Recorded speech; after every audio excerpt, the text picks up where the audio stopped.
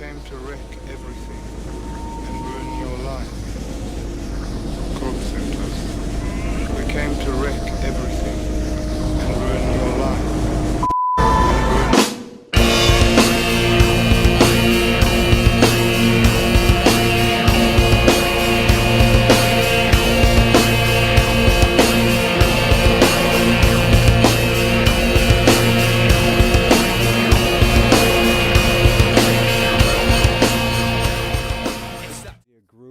And I'm here tonight to bring to you a clip from a live stream my dog Jahred from HEDPE'S did tonight on Facebook about the late great Chester Bennington and his thoughts on the music industry and about HEDPE'S. So you're going to want to tune into this, man, because there's a lot of things in this, and it's just a 5-minute clip. I think he talked for like 30 minutes or something, man. You're definitely going to want to go back and watch the full clip. Either way, man, enjoy this video, man.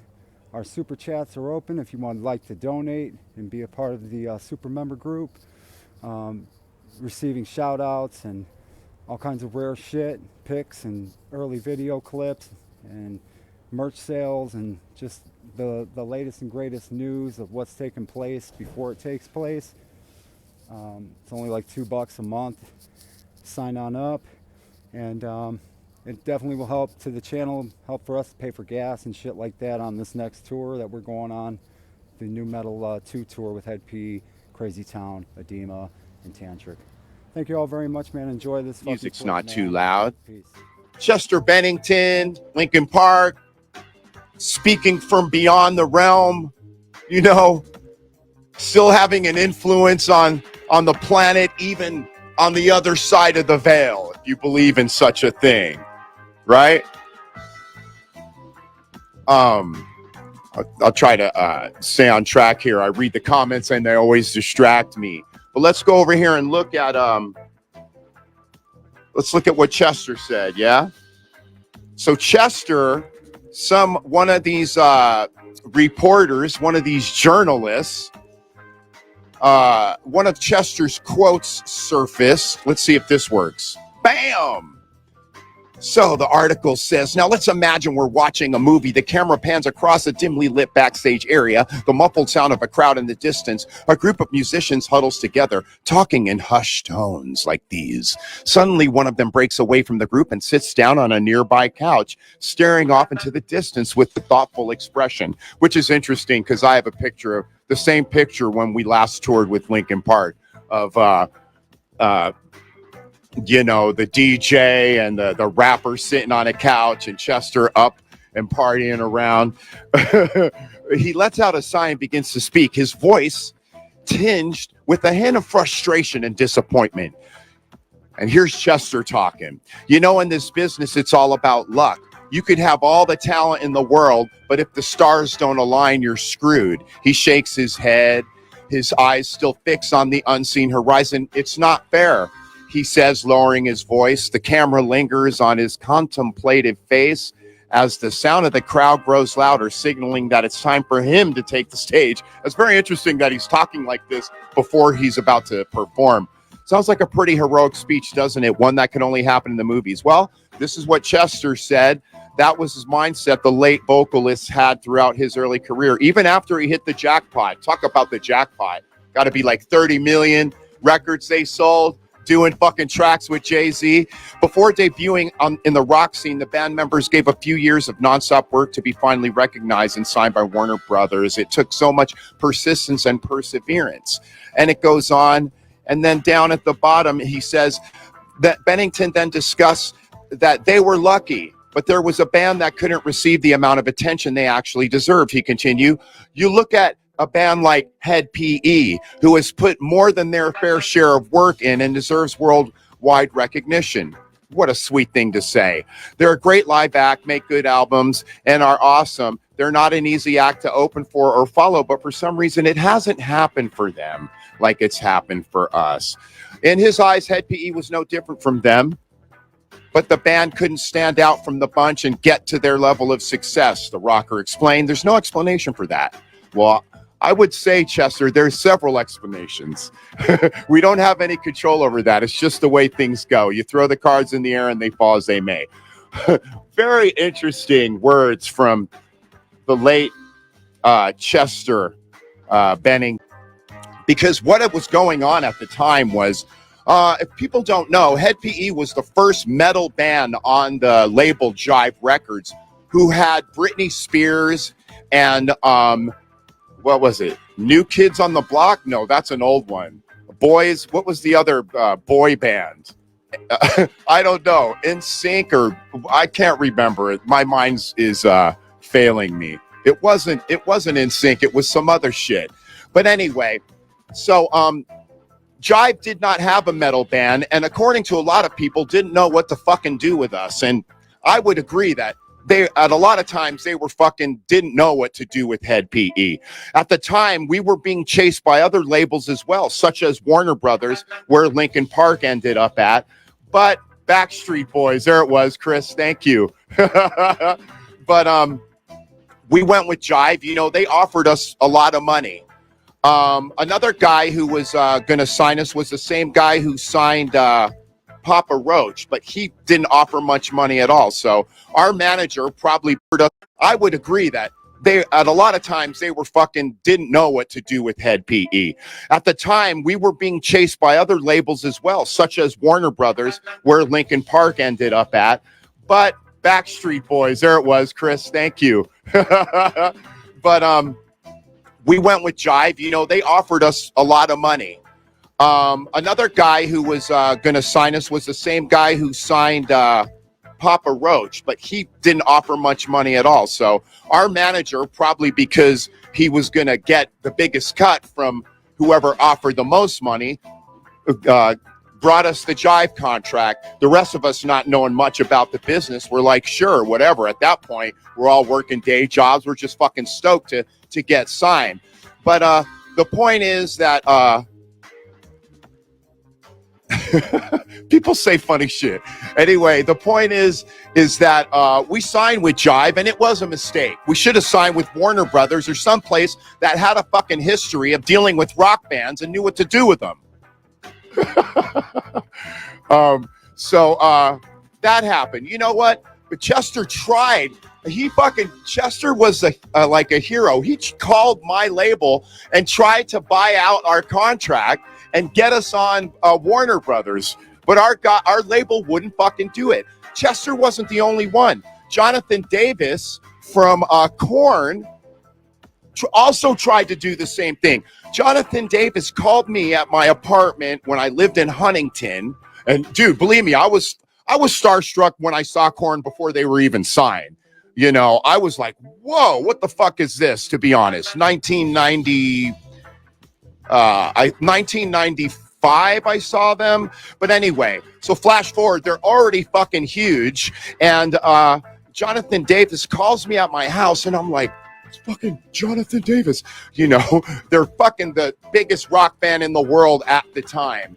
And he calls me at my house and is like, man, your label doesn't know what to fucking do with you. I just want to help you guys. And I quote, you guys should be bigger than Linkin Park. Can't make that shit up. And I'm not, no, he didn't say that. Wait, I digress. You guys should be bigger than Limp Bizkit. That's not, he didn't say the Linkin Park thing. I don't think Linkin Park was even out yet. So this was previous. But he was like, you guys should be bigger than Limp Bizkit. Yeah, that's him saying it, not me. Okay, but what a thing to come from his mouth, because he's the one who put Limp Bizkit on, right? Like their first tours were with fucking Korn, so that shit's a fucking trip, right? So you know, thank God for bands like Papa Roach who took us out on tour for like 2 years straight after they had sold about 4 mil, because at the time it was hard for us to get tours or whatever, because again, we weren't being handled right. So anyway, I'm just saying, when HEDPE was out, it was kind of common knowledge that Jive, our label, was fucking up at every turn and didn't know what to do with us and didn't know how to make it pop. Dustin, live and uncut. I'm going to cut straight to the chase and get to the point, man. I just got done watching a live stream with my dog, fucking Jahred from HEDPE. I met Jahred when I was 14 years old, and him and BC, and well, BC I met first, and then I met Jahred through BC, but both friends of mine still to this day. And you know, what can I say? HEDPE, man, influenced me in so many ways as a kid. And even still to this day, I still love them, love all their shit, man. And I mean, fuck, I was the first one to get a tattoo on my neck of their band name when I was 14 years old. My mom took me to go get it done. I really wanted it. And, you know, I was just lucky enough to have a badass mom that supported her son and knew, you know, that, yeah, that's just me, man. So, anyways, I want to get to the chase, or you know, I'm going to cut to the point of the story here. And I'll never forget, you know, it was 2002, I think, or two. It had to be two, or no, what, three, because Blackout was coming out, and HEDPE was out on tour with Linkin Park. And dude, I remember, you know, seeing Linkin Park back in the day opening up with like HEDPE. They were opening up for HEDPE, and so was like Taproot or some shit. It was fucking crazy. And then a couple years later, after Hybrid came out, that album sold so many albums, it went the opposite direction. And my brother and I kept in communication with BC. We went out to Grand Rapids, Michigan for a show, and it was Linkin Park, HEDPE, and I forget who else, but fuck, dude, it was in a massive stadium at Wing Stadium. Huge show, sold out.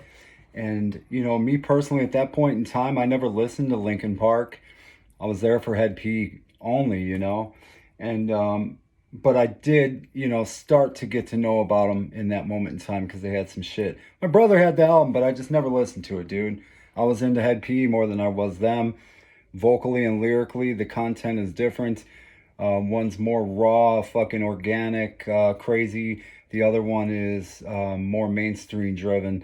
And so I'll never forget it. Like, BC texted me and he said, "Hey, bro, after Linkin Park's done, stay where you're at and I'll come and find you and we'll go backstage." I'm like, fuck yeah, right? So Linkin Park finishes up. He comes and finds us. We go backstage and I run into Jahred. Now, at the time, I've met Jahred a few times and we just started becoming boys, you know, like real close friends, man, having good times. And he took me on the bus and showed me Blackout, the recording. I was like, fuck, dude. And then we left the bus and we came out, and next thing you know, we're running head to head with Linkin Park, Chester, and him and Jahred seemed tight, man. I'll never forget that. But Jahred, you know, being my friend, goes, "Chester, bro, you got to meet this dude. This is my boy Dustin. He's a cool motherfucker, man." You know, and I'll never forget because I said, "Damn, dude, I was little, dude, so, you know, I'm like 17 or 16. I'm like, damn, dude, you fucking smoke cigarettes, weed, and sing like that? That's fucking crazy." And he was just like, "Yeah, I do everything you shouldn't do," or something like that, you know? And being so young-minded, my ego, I took offense to that shit, and I was kind of like, fuck you, dude. Like, I'm not here to see you anyways, bro. Like, I'm here for HEDPE, man. And I know in that moment in time, my buddy had like, he introduced me to him and then he got like caught up in something. He moved over here for a minute. So like Jahred missed the main like introduction part of mine and his relationship. So I kind of just gave him a piece of my mind and shit. And, you know, I don't know, dude, but let's face it, Linkin Park is a great band, right? But I always felt like HEDPE always had one up on everybody, dude, because their fucking shit's way different than everybody else. Like, yeah, they fucking bring that new metal vibe or whatever you want to call that genre of music. I called it G-punk back in the day. But like HEDPE, dude, their fucking shit is so different, dude, compared to anybody's. And they knew how to blend those fucking the hip hop and rock together like no other. And the only reason why bands were fucking or managers, in my opinion, weren't bringing HEDPE out on tours because they're gonna smoke them, dude. Like Chester says it in this fucking article. These guys aren't an easy act to fucking open for or close for. Clearly, when you pull bands out there like Limp Bizkit or Deftones, who denied them a tour. One year Chino supposedly denied him a tour when he was breaking his way from Numetal, right? But anyways, after Jahred said, hey Chester, man, you need to meet Dustin from Sick Frown, dude. This is my boy. He's a cool motherfucker. He's got a band and they're the shit and da-da-da. And then Jahred like walked off for a minute and had some shit going on. And I'm like, hey man, what's up, bro? You know, I'm like, fucking good show. I'm like, man, you guys are the shit. And I go, and I seen him smoking cigarettes, and at the time I hated fucking cigarettes. And I just I couldn't stand cigarettes being around me before I'd perform live singing or at practice or anything. I'd always get so pissed off at my own band members. And I remember saying to him, damn dude, you smoke weed and cigarettes and can sing like that? What the fuck? And from how I remember it right now, is his answer to me was, yeah, I do everything you shouldn't do. And then he walked off, you know? And I'm like, fuck you, bro. Like, I straight up said to him, I'm not fucking here to see your punk ass anyways, bitch. I'm like, I'm here for HEDP, motherfucker. You know? Anyways, man, the more I think about it now, I was so young-minded. I had an ego like no other, and who knows what he meant by that. And for me to take personal offense to it and out, like, you know, basically tell the dude to fuck off in the time, probably shouldn't have did that. But, you know, you live and learn, you're a kid. When you come up from Gary, man, you don't give a fuck, dude. You're raised a certain way, and that way is the only way you know. And it's like I went into pure defense mode. So now that I'm older, that would never happen. But constructive criticism, I guess. But anyways, everybody, I just want to share this fucking stream. It's on HEDPE'S Facebook, the whole thing, and it's a really fucking good one, man. So tune into their Facebook if you enjoy this right here. He goes on and on about after the life of Chester and before. And, you know, I didn't know that Linkin Park was actually about to take HEDP off their label and try and get him on Warner Brothers. And so was Jonathan Davis from Korn. So there's a lot of good information on there, man. Check it out.